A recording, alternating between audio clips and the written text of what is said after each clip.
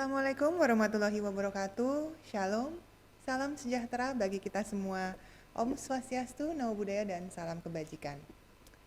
Selamat sore Bapak Ibu, saudara-saudari di seluruh Indonesia. Salam sehat. Pada sore hari ini saya Dr. Esa Broto Asmoro kembali hadir untuk menyampaikan perkembangan situasi pandemi COVID-19 yang disiarkan langsung dari Istana Kepresidenan Republik Indonesia.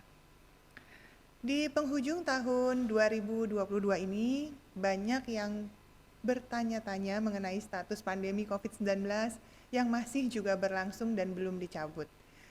Bapak Ibu saudara-saudari, faktanya memang hingga saat ini, virus penyebab COVID-19 yakni SARS-CoV-2, terutama varian Omikron masih banyak ditemukan di negara kita.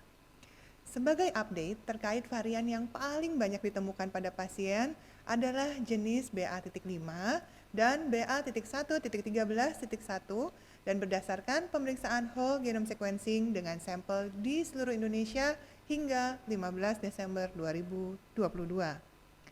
Dan hingga hari ini kita semua sudah menjalani kehidupan di tengah pandemi selama 1020 hari sejak diumumkannya kasus COVID-19 pertama di Indonesia oleh Bapak Presiden Joko Widodo pada 2 Maret 2020 yang lalu. Berbagai adaptasi tentu telah dilakukan seiring perkembangan situasi di lingkungan sekitar kita.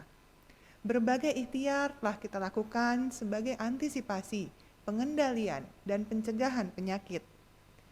Setelah lonjakan kasus COVID-19 yang puji syukur alhamdulillah kini telah menurun, menggambarkan situasi masyarakat yang sebenarnya bisa dinilai sudah siap untuk hidup berdampingan dengan virus ini.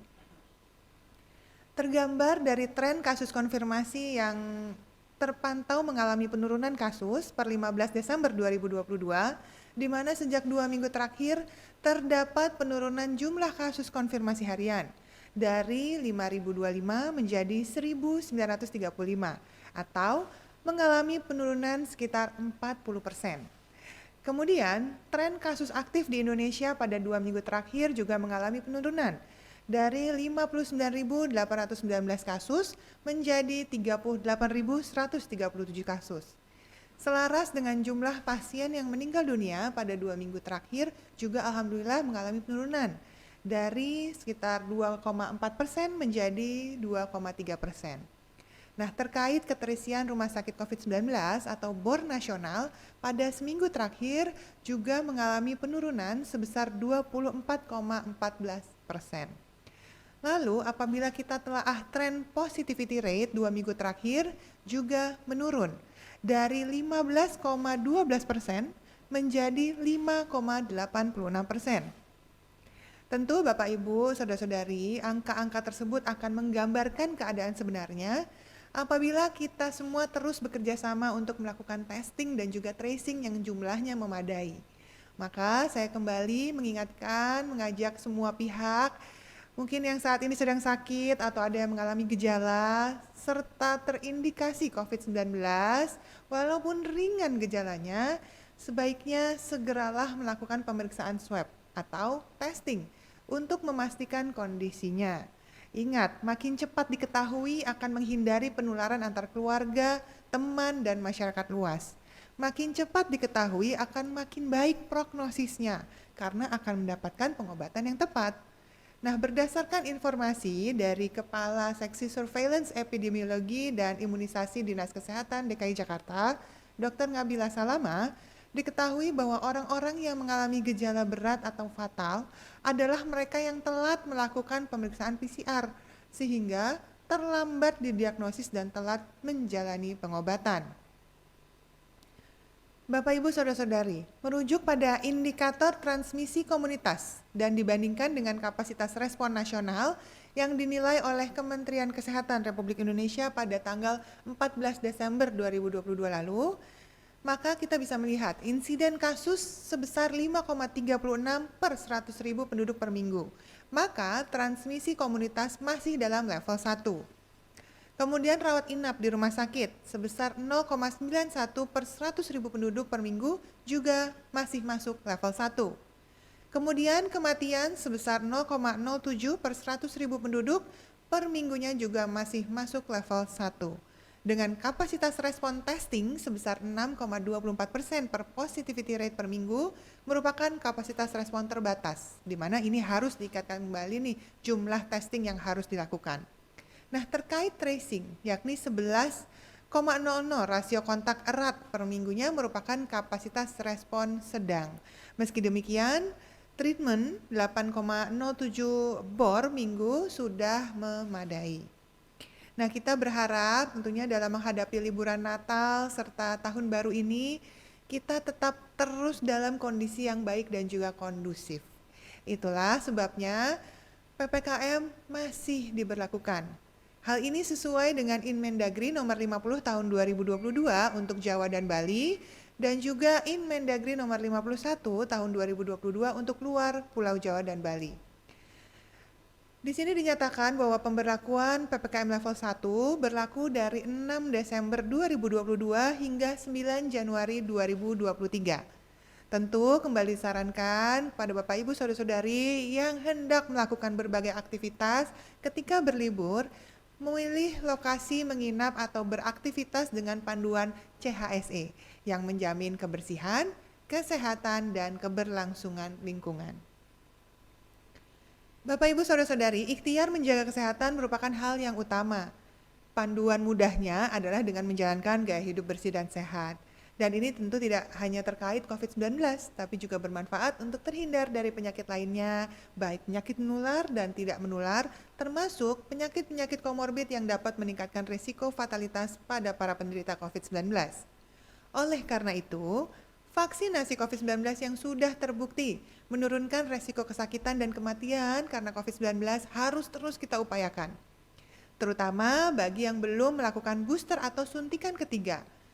Sebagai tambahan informasi bahwa dalam surat edaran Satgas nomor 24 tahun 2022 mengenai perjalanan dalam negeri sampai saat ini juga masih berlaku, di mana salah satu ketentuannya adalah pelaku perjalanan dengan usia 18 tahun ke atas wajib telah mendapatkan vaksinasi dosis ketiga atau booster pertama untuk dapat melakukan perjalanan dalam negeri. Bagi para lansia dan juga tenaga kesehatan, kini sudah dapat diberikan kesempatan untuk melakukan booster kedua atau suntikan keempat vaksin COVID-19. Ingat, kita akan menghadapi liburan panjang, di mana aktivitas masyarakat akan meningkat. Maka persiapkan diri kita untuk menghadapi berbagai varian baru dengan antibodi yang terbentuk oleh vaksin. Dan sebaiknya segeralah manfaatkan vaksin gratis dari pemerintah ini sesegera mungkin. Karena antibodi pasca vaksin butuh waktu sekitar 2 minggu untuk dapat terbentuk di dalam tubuh. Nah, terkait interval dari booster pertama ke booster kedua adalah minimal 6 bulan. Sedangkan bagi para penyintas yang hendak melakukan booster sesuai SE Kemenkes nomor HK.02.I/2524 tahun 2021 yang masih berlaku hingga saat ini, dinyatakan bahwa penyintas dengan gejala keparahan ringan hingga sedang, vaksinasi dapat diberikan dengan jarak minimal 1 bulan setelah dinyatakan sembuh. Sedangkan bagi penyintas dengan derajat keparahan yakni penyakit berat, vaksinasi dapat diberikan dengan jarak minimal 3 bulan setelah dinyatakan sembuh. Tentunya ini ditentukan oleh kondisi kesehatan masing-masing ya, agar dapat memastikan tidak tumpang tindih dengan gejala long COVID yang dapat dialami. Ingat, vaksinasi booster kedua bagi lansia dapat dilaksanakan di berbagai fasilitas pelayanan kesehatan atau di pos pelayanan vaksinasi COVID-19 yang tersedia di seluruh Indonesia. Jadi, apabila Anda sudah mendapatkan e-tiket pada aplikasi Peduli Lindungi, terutama lansia yang berusia 60 tahun ke atas, dapat segera melakukan booster kedua, termasuk yang memiliki komorbid. Tapi pastikan dulu komorbid tersebut dalam kondisi yang terkontrol, tidak sedang aktif atau akut, dan tentunya memenuhi syarat pemeriksaan fisik pra-vaksinasi.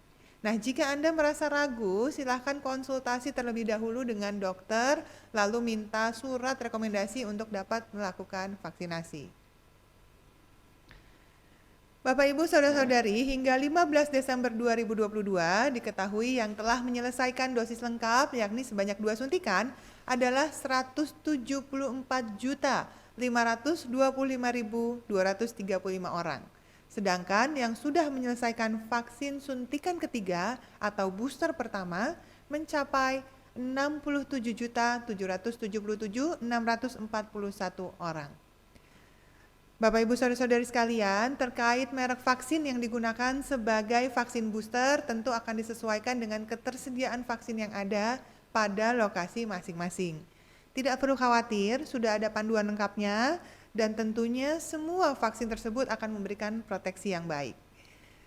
Kemudian sekali lagi sebagai pengingat kepada seluruh pelaku usaha baik pertokoan, pusat perbelanjaan, mal, perkantoran, restoran, hotel, dan berbagai tempat rekreasi publik untuk kembali mengetatkan penggunaan aplikasi Peduli Lindungi.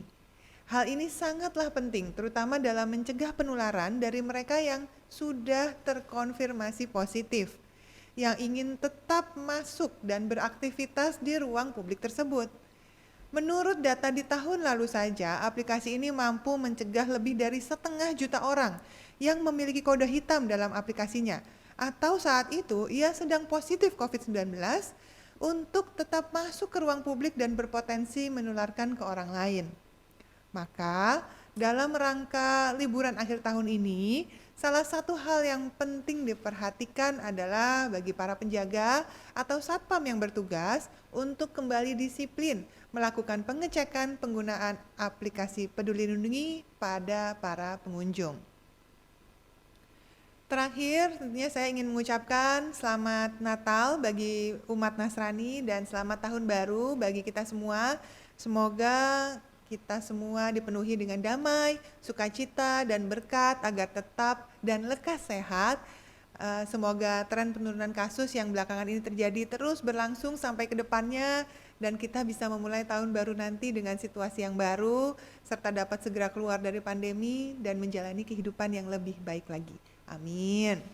Sekian yang dapat saya sampaikan pada sore hari ini. Wassalamualaikum warahmatullahi wabarakatuh. Om Santi Santi Santi Om. Sampai jumpa.